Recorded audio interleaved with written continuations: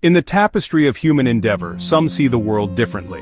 Hassan Fathy, born in Egypt in 1900, was one such visionary. He wasn't just an architect, he was a poet of place, a philosopher of shelter. Fathy became renowned not for skyscrapers, but for championing buildings made from the earth itself. He believed architecture should serve everyone, not just the wealthy. This radical idea defined his life's work and legacy. Fathy saw Egypt losing touch with its roots, imported Western styles replaced traditional methods, leaving people uncomfortable and disconnected from their heritage.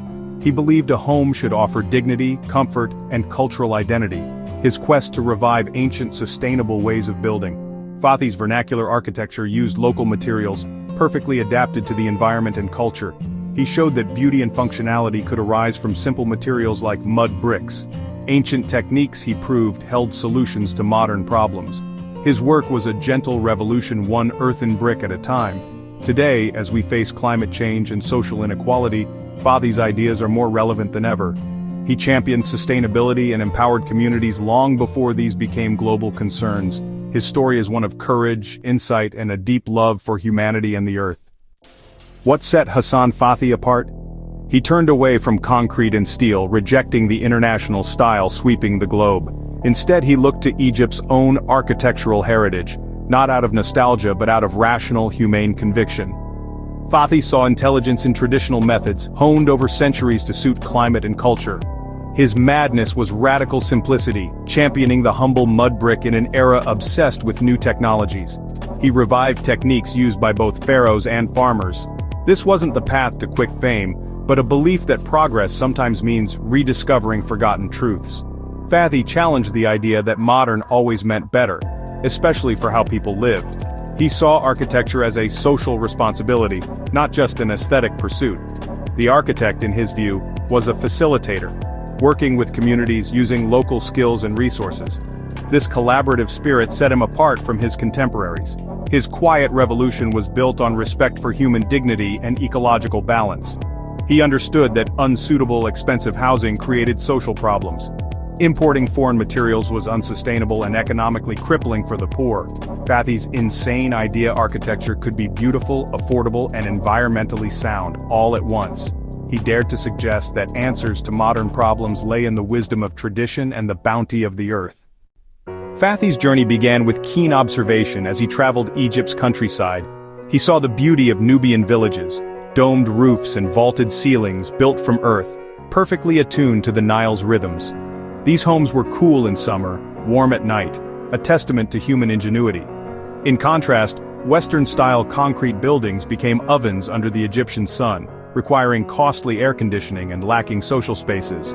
Fathy saw these new buildings as climatically inappropriate and culturally alienating, a break from heritage and identity.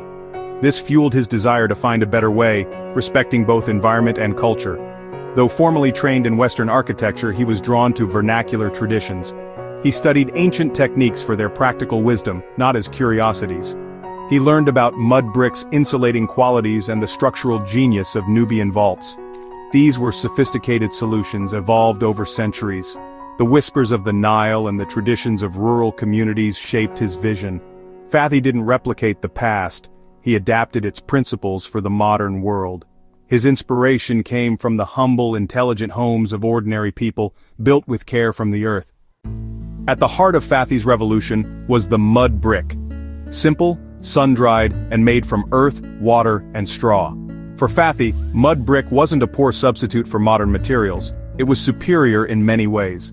Abundant and local, it saved energy and cost. Crucial for affordable housing. Its high thermal mass kept interiors cool by day and warm by night, reducing the need for artificial climate control. Fathy revived traditional Nubian techniques for domes and vaults, eliminating the need for scarce timber or steel. He trained local masons, preserving cultural heritage and providing employment. The graceful curves of his domes were both beautiful and structurally ingenious. Mud brick, often dismissed as primitive, became a symbol of innovation. Fathy elevated it to a medium of artistic expression and sustainable design. He showed that sophistication in architecture can come from the earth beneath our feet. His work with mud bricks demonstrated how to build in harmony with nature. Sometimes the most profound solutions are found in the simplest materials. Fathy's most famous project was New Gourna, near Luxor, a village conceived in the 1940s. The government planned to relocate villagers living above ancient tombs, and Fathy was tasked with designing their new settlement. This was his chance to put his principles into practice on a grand scale. New Gurna would be built from local mud brick, using traditional techniques. Fathy involved the villagers in the design, listening to their needs and way of life. He aimed to create not just houses but homes that resonated with culture and community. The village included public spaces, a mosque, market and theater supporting social life. Fathy trained local laborers, reviving dormant skills. He faced bureaucratic hurdles and resistance from some villagers wary of change. Despite challenges, much of the village was built beautiful, functional, and climate-adapted. New Gurna was never fully completed or occupied as Fathy envisioned due to complex factors. Yet it stands as a powerful testament to his vision, a living laboratory studied worldwide. New Gurna remains a symbol of a dream building a better future from the wisdom of the past and the soil of Egypt. Fathy designed with nature, not against it. His buildings worked in harmony with Egypt's climate. He avoided energy-guzzling air conditioning, relying on ancient techniques for natural comfort. Courtyards were central, acting as cool air reservoirs and pleasant outdoor spaces. Mashrabiyah screens filtered sunlight and allowed breezes, creating gentle, diffused light. Wind catchers, or malkaf, captured breezes and channeled them indoors for natural ventilation. High thermal mass mud brick walls absorbed and released heat, stabilizing temperatures. Domes and vaults enhanced air circulation and heat dissipation. Fathy observed how traditional desert dwellings evolved to cope with extremes, then refined these ideas for his designs. His approach showed that comfort need not come at high environmental or economic cost. By working with sun, wind, and natural materials, he created sustainable, climate-attuned buildings. Fathy's climate-wise design offers lessons we urgently need to relearn today. His genius lay in simplicity and deep understanding of natural principles. Fathy's philosophy went beyond buildings. He believed architecture had a social responsibility. For him, a house was the heart of family life, a village the soul of community. He created spaces that nurtured well-being, social interaction, and cultural identity. Fathy empowered communities to build beautiful, durable homes using local skills and resources. He listened to people's needs, involving them in planning and construction. In projects like New Gurna, he designed not just houses but the spaces between them, streets, squares, and public buildings to foster community bonds. His designs included shaded seating fountains and community centers. Fathy's legacy is architecture as a tool for empowerment and cultural preservation, the true measure of his work enhancing the lives of the people it served. Decades later, Fathy's ideas are more urgent than ever.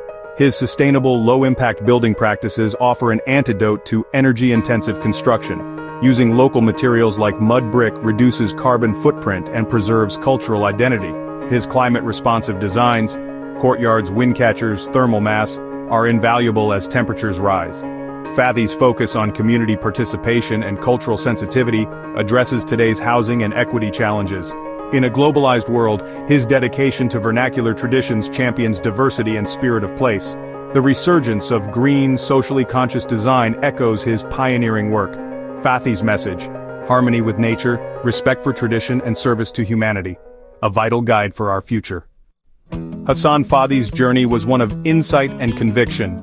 He challenged norms with the quiet power of earth, tradition, and human-centered design. His legacy lives on in the enduring relevance of his ideas, a beacon for sustainable, equitable living. Fathy showed that true modernity can embrace ancient wisdom. His use of local materials and traditional techniques was a forward-thinking strategy for sustainability. Beyond materials, his greatest gift was his humanism architecture, serving all, especially the marginalized. He worked with communities to create homes reflecting their needs and culture. Fathy saw architecture as a tool for dignity and community. His work inspires a global movement toward responsible, humane building. In a world seeking balance, his legacy offers a practical path to a more harmonious future.